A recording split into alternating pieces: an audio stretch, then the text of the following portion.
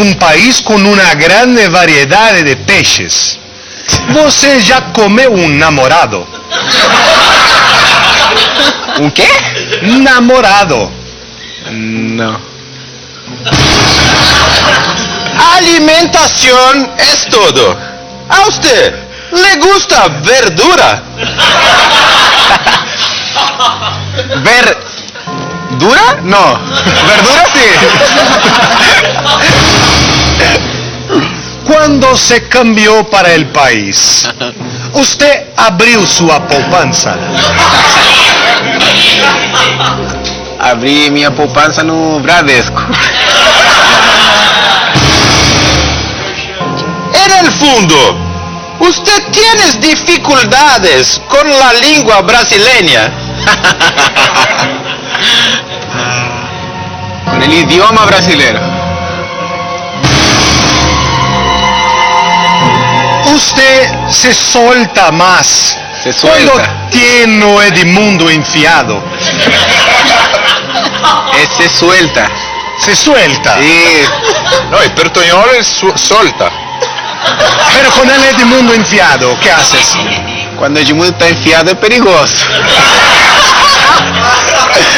Por isso eu prefiro jogar sozinho na frente. También sobre la lengua. ¿Usted aprecia la española? Comida espanhola, muito boa. Pero cuando usted está mucho cansado, Muito cansado. ¿quién entra no seu lugar? Richarlison.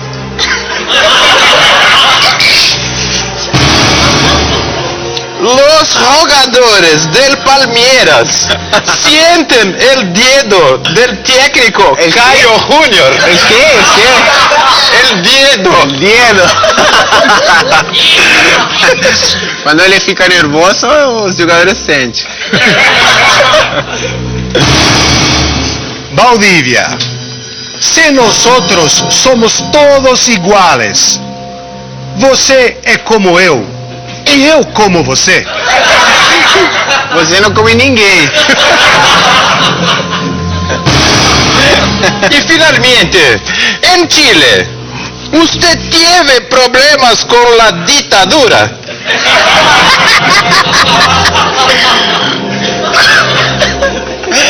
Com a ditadura. Ditadura não sei o que é. ¡Saludos arriba! ¡La pelota en el posadero, por favor!